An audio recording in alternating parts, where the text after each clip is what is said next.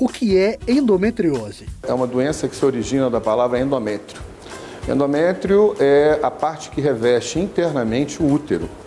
É aquela parte que descama todo mês e que dá origem à menstruação da mulher. Toda vez que esse tecido desenvolve-se fora do local de origem, qual seja a cavidade uterina, nós chamamos de endometriose. Dois tipos de endometriose existem.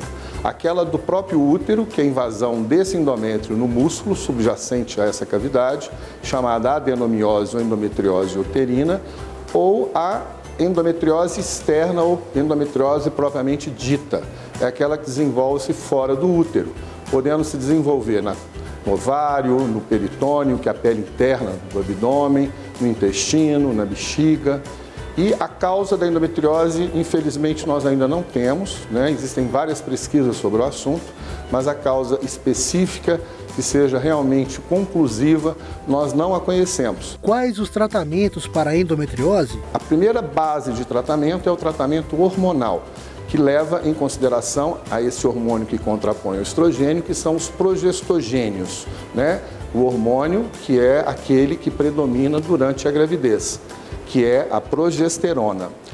Essa progesterona ou esse progestínico, que é essa progesterona sintética, ela vai fazer com que haja uma atrofia dos locais onde existe um tecido ectópico desenvolvido através da ação do estímulo dos hormônios anteriormente descritos. A outra forma de tratamento é a forma de tratamento cirúrgica, né? Quando nós temos focos de endometriose não corretamente localizados, através da cirurgia e hoje principalmente através da laparoscopia, nós devemos extirpar essas lesões. A endometriose é uma doença que atinge 1 em cada 12 brasileiras. O que explica esse número? O que explica, na maioria das vezes, é um diagnóstico retardado. Demora demais a dar esse diagnóstico, né? E a outra coisa que explica, a mulher moderna, cada dia ela retarda mais a sua primeira gravidez. Como eu disse anteriormente, é uma doença endócrino dependente, mais especificamente estrógeno dependente, que é o hormônio que estimula a proliferação do endométrio e que permite uma ovulação em torno do meio de um ciclo de uma mulher. Quando ocorre essa ovulação, esse hormônio, que é um agente muito importante para o desenvolvimento do endométrio, ele chega a níveis exagerados, ele chega a 500 picogramas.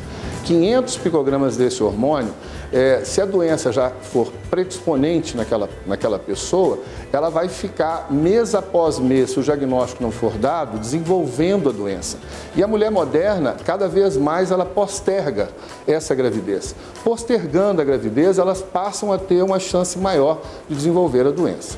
Como a endometriose pode atrapalhar a vida sexual? Na maioria das vezes, ela vai ser atrapalhada por causa da dor, né? Que é, aliás, o principal sintoma dessa doença. Quando nós temos a dor, uma das características da dor é a dor que ocorre após ou durante o ato sexual.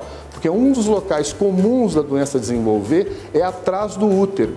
Um local que, quando a paciente tem a doença, quando existe o contato do pênis com essa região, leva à dor. Portanto, essa doença pode sim interferir de uma forma significativa na relação sexual dessa mulher. Por que essa patologia causa tanta dor? É uma doença que tem a característica da invasão, né? Ela infiltra.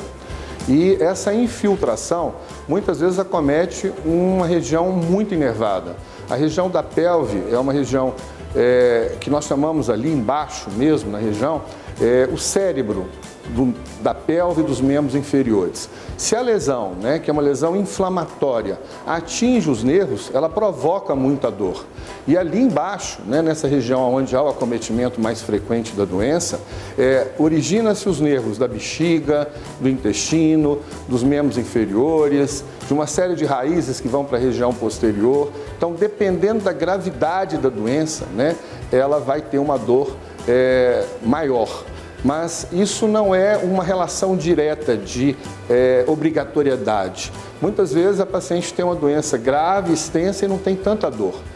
Agora, as dores quando elas são evolutivas por esse processo inflamatório de acometimento dos nervos, elas passam a ser dores efetivamente imensas, né? Que diminuem e prejudicam demais a qualidade de vida e são muitas vezes até mesmo incapacitantes. Há tratamentos que podem ajudar a mulher que não pode engravidar devido à endometriose? Sim, o tratamento vai depender muito do grau dessa endometriose, né?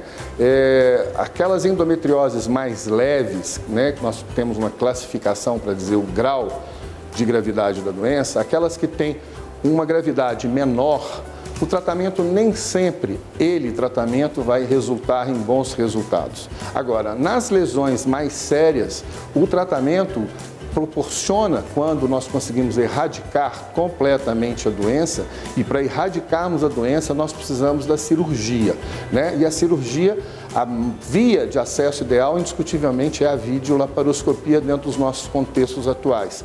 E essa cirurgia, quando realizada, ela deve procurar de fato extirpar todas as lesões.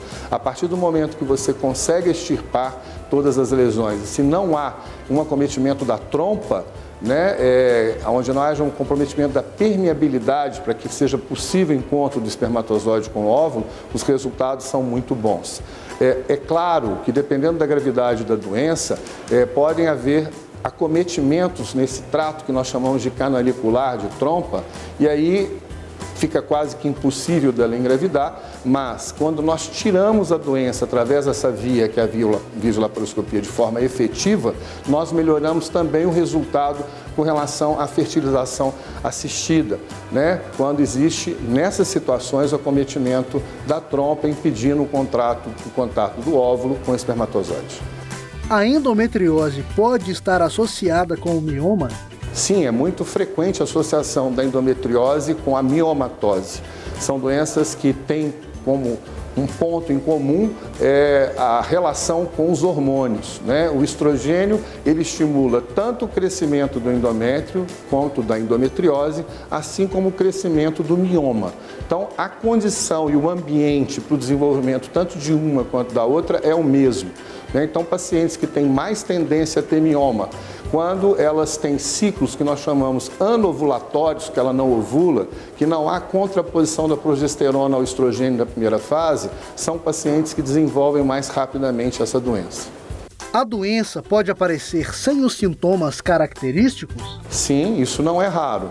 É comum, né? E por isso é importantíssimo que ela faça o controle com o seu ginecologista sempre que possível, porque o ginecologista atento à doença, ele consegue, através mesmo de um exame comum ginecológico, detectar a doença, né? Como eu comentei anteriormente, um dos locais muito comuns do desenvolvimento da doença é atrás do útero, um local que nós chamamos de fundo de saco de Douglas.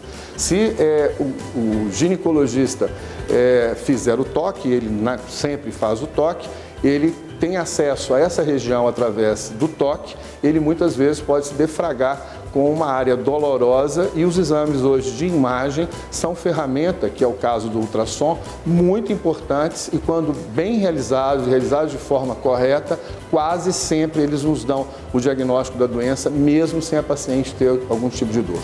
Quem toma pílula anticoncepcional por muito tempo tem menos chance de desenvolver endometriose? Quando a mulher ovula, ela produz um pico de estrogênio muito elevado no momento justamente antes da ovulação.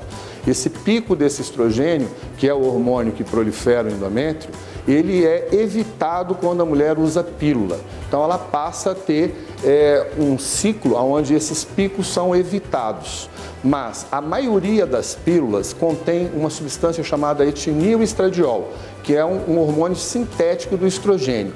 Por isso, quando as pílulas têm estrogênio com progestogênio, na maioria das vezes elas não conferem uma proteção tão boa quanto aquelas que utilizam apenas de progestínicos. Então, as mulheres que têm suspeita ou fatores de risco para a doença devem fazer esse bloqueio através de pílulas com ação exclusiva da progesterona.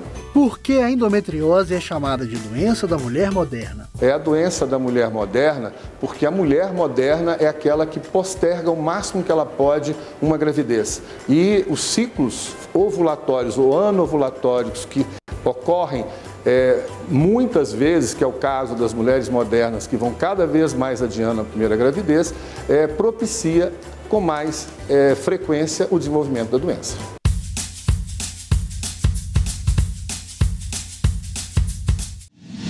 Para receber todas as novidades do canal, inscreva-se e, se curtir o vídeo, clique em gostei. Aproveite para acompanhar a Rede Super nas redes sociais.